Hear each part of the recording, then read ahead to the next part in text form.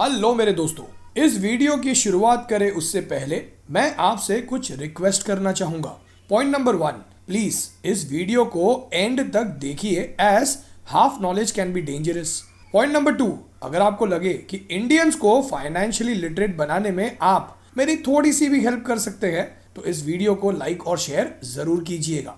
So let's begin. Kabir Kumar ने अपनी coffee बनाई और संडे सुबह का न्यूज़पेपर पढ़ना शुरू किया और पेपर खोलते ही सबसे पहले पेज पर बड़े बड़े अक्षरों में हेडलाइन लिखी थी, home loan interest rate at 15 years low, home loan at 6.95% only. अब ये हेडलाइन पढ़ते ही कबीर ने मन में सोचा कि ऐसी अपॉर्चुनिटी का फायदा तो उठाना ही चाहिए।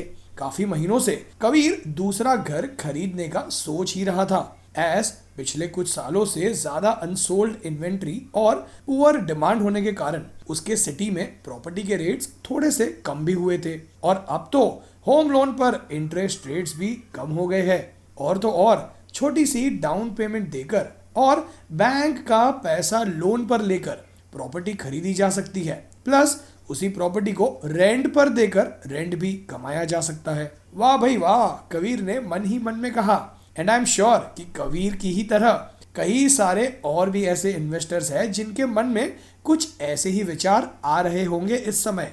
अब कबीर ने अपने पेरेंट्स को देखकर तो यही सीखा है कि पैसे तो प्रॉपर्टी में ही इन्वेस्ट करने चाहिए भाई। और कबीर कोई इमोशनल होकर ये डिसीजन लेने की नहीं सोच रहा है, बल्कि कबीर एक पढ़ा लिखा इंजीनियर है और वो काफी समय से कुछ कैलकुलेशंस करके बैठा है और उन्हीं नंबर्स के बिहाफ पर वो ये डिसीजन ले रहा है। सो लेट्स अंडरस्टैंड कि कबीर के क्या कैलकुलेशंस है प्रॉपर्टी खरीदने के पीछे। और आगे कुछ भी समझे उससे पहले, मैं हूं भाविन, सर्टिफाइड फाइनेंशियल प्लानर, और आप देख रहे हैं YouTube channel the art of wealth building, आपका one point destination to seek an unbiased consultation on personal finance.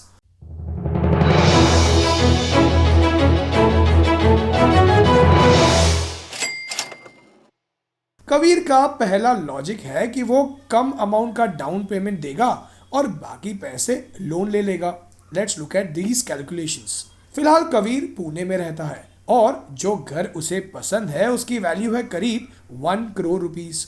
उसके पास प्रॉपर्टी वैल्यू का 25% यानी 25 लाख रुपीस रेडी है डाउन पेमेंट देने के लिए, विच मीन्स कि वो बैलेंस 75 लाख रुपीस का लोन अप्लाई करेगा 20 इयर्स यानी 240 मंथ्स के लिए। और इस लोन की ईएमआई बनेगी करीब 57,800 रुपीस पर मंथ। लेकिन अगर वो इसी प्रॉपर्टी को रेंट पर डाल देगा तो इसी एरिया में बाकी प्रॉपर्टी का रेंट है फिलहाल 23,000 रुपीस पर मंथ, और यही रेंट कंजर्वेटिवली 7% से ग्रो भी होगा हर साल, विच मीन्स कि उसकी ईएमआई में से 23,000 रुपीज निकाल दे तो उसे अपनी जेब से सिर्फ 35,000 रुपीज ही पे करने होंगे।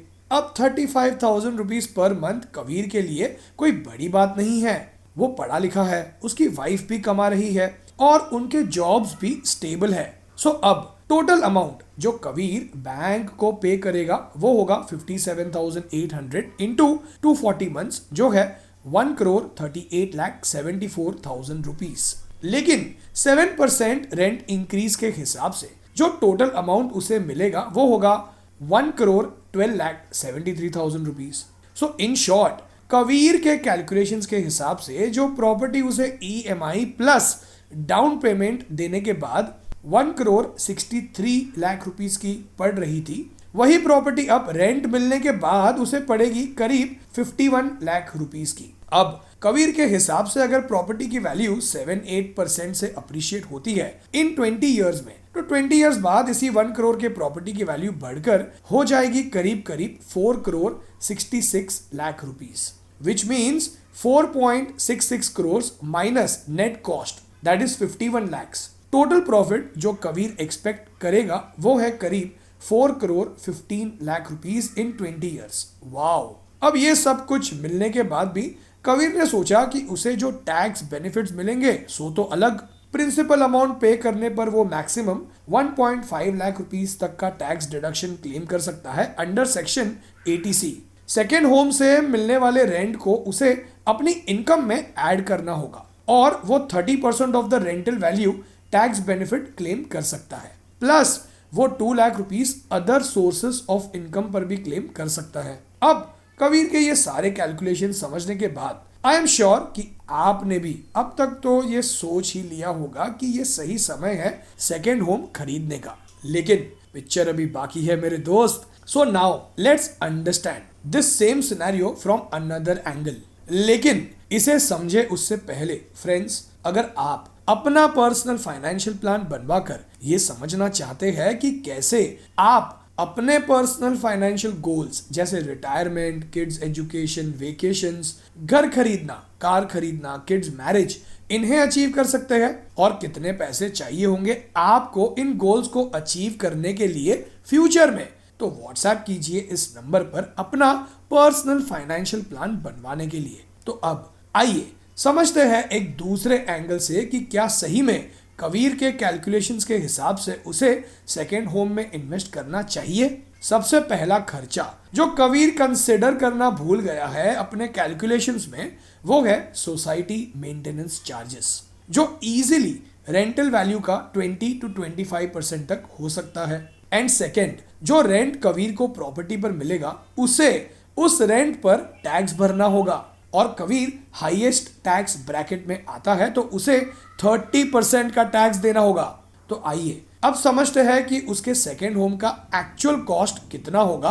अब ये दोनों पॉइंट्स कंसिडर करने के बाद total amount paid 1.38 crore, down payment 25 lakhs, total cost 1.63 crore, rent received 1.12 crore, less 30% tax on the rent earned जो है 33,82,000 rupees, less maintenance 28.18 lakhs, net value of the rent 50.73 lakhs, total cost of house 1.13 crore. अब maintenance और tax add करने के बाद अगर हम कबीर का एक्चुअल कॉस्ट ऑफ होम देखें तो वो 51 लाख रुपीस से बढ़कर ऑलमोस्ट डबल से भी थोड़ा ज्यादा 1.13 करोड़ रुपीस बन जाता है।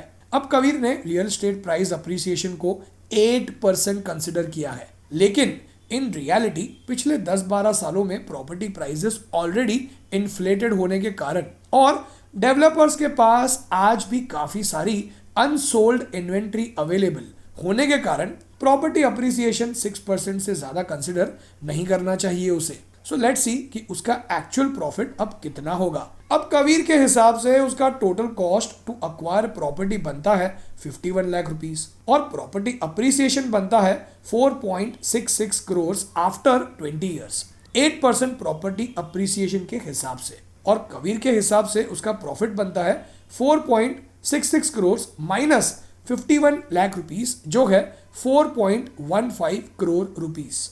लेकिन अगर हम प्रॉपर्टी अप्रिसिएशन को 6% कर दे तो actual appreciated value of property बनेगा 3.2 crore rupees only and cost of property after subtracting tax and maintenance from rent बनता है 1.13 crore which means actual profit after 20 years अब बनेगा 3.2 crore minus 1.13 crore which is equivalent 2.07 crore. अब 20 इयर्स में 2.7 करोड़ कोई बहुत ज्यादा इंप्रेसिव फिगर नहीं है। लेट्स अंडरस्टैंड कैसे। अब अगर कबीर लॉन्ग टर्म के लिए ही इन्वेस्ट करना चाहता है और अपने रिटर्न से इन्फ्लेशन को बीट करना चाहता है तो वो रियल एस्टेट का ऑल्टरनेट इक्विटी इन्वेस्टमेंट्स भी कंसिडर कर सकता है। इक्विटी इन्वेस्टमेंट शॉर्ट टर्म में तो वॉलेटाइल हो सकते हैं लेकिन लॉन्ग टर्म में वो कबीर को वेल्थ क्रिएशन में हेल्प कर सकते हैं। रियल एस्टेट के कंपैरिजन में इक्विटी म्यूचुअल फंड्स में इन्वेस्ट करने के लिए कबीर को कोई लोन नहीं लेना पड़ेगा और ना ही कोई इंटरेस्ट चुकाना होगा उसे बैंक को, ना ही तो उसे कोई डाउन पेमेंट देना होगा और प्रॉपर्टी इन्वेस्टमेंट की तरह ना ही उसे कोई ओवरहेड कॉस्ट देना होगा। अब अगर हम लार्ज कैप, मिड कैप और स्मॉल कैप फंड्स का पिछले 10 सालों का रिटर्न देखें तो अप्रोक्सीमेटली ये रिटर्न 10%, 15% और 14% रहा है।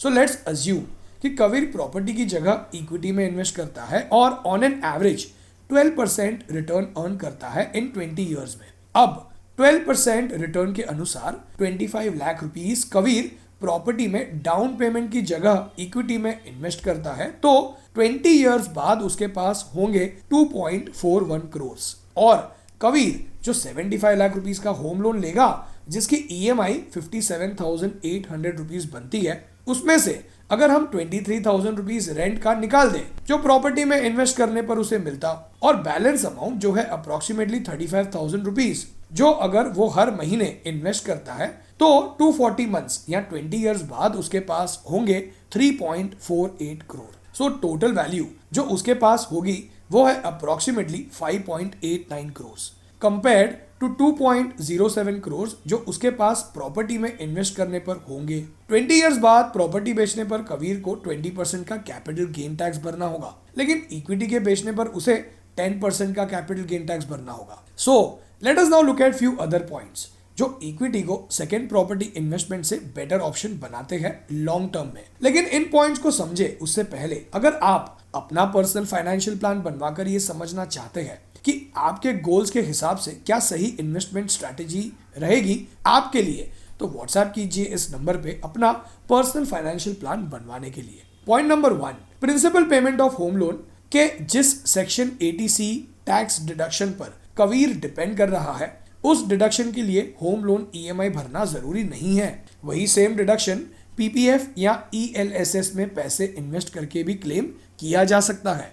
दूसरा, रियल एस्टेट, स्टॉक्स और म्यूचुअल फंड की तरह लिक्विड नहीं होते जिन्हें एक बटन दबाते ही आप सेल कर सकते हैं। थर्ड, कबीर का घर चाहे रेंट पर हो या ना हो, उसे मेंटेनेंस तो फिर भी भरना ही होगा, और हर बार घर रेंट पर डालने के लिए उसे पेपर वर्क भी करना होगा। और होम लोन के इंटरेस्ट रेट्स फिलहाल कम हो सकते हैं, लेकिन ज्यादातर होम लोन्स फ्लोटिंग रेट्स पर अवेलेबल होते हैं, विच मीन्स कि फ्यूचर में इंटरेस्ट रेट बढ़ने पर कबीर के होम लोन की EMI भी इंक्रीज हो सकती है, या तो उसे लोन का टेन्योर इंक्रीज करना पड़ सकता है, और चांसेस है कि वो रिटायरमेंट के बाद भी होम लोन की EMI ही भरते रहेगा, सही फाइनेंशियल प्लानिंग ना होने के कारण। अब कबीर को अगर पूरे पैसे नहीं निकालने तो वो अपने स्टॉक्स और म्यूचुअल फंड्स पार्शियली भी सेल कर सकता है, लेकिन वो अपने घर का सिर्फ एक बेडरूम बेचकर आधे पैसे नहीं निकाल पाएगा। सो फ्रेंड्स, कबीर की ही तरह सिर्फ न्यूज़पेपर में हेडलाइन पढ़ के डिसीजन लेना सही नहीं होगा। नो डाउट डाइवर्सिफिकेशन इंपॉर्टेंट है, लेकिन over diversification can be dangerous too. So किसी भी समय इन्वेस्ट करने से पहले उस इन्वेस्टमेंट के positive and negative points check करना और उन्हें समझना जरूरी है। अब इस वीडियो को एंड करें उससे पहले अब तक अगर आपने इस चैनल को सब्सक्राइब नहीं किया तो कर लीजिए और बेल आइकन पर क्लिक जरूर कीजिए, सो दैट हर संडे और वेडनेसडे वाले वीडियोस अपलोड होते ही आपको नोटिफिकेशन मिलेगा आपके स्मार्टफोन पर, और आप अपना फाइनेंशियल नॉलेज बढ़ा पाओगे वीडियोस को सबसे पहले देखकर। लाइक कर दीजिए इस वीडियो को तो मुझे मोटिवेशन मिलेगा और भी ऐसे फाइनेंशियल लिटरेसी को फैलाने वाले वीडियोस को बनाने के लिए। एंड फाइनली इस वीडियो को एंड तक देखने के लिए आपका बहुत बहुत धन्यवाद।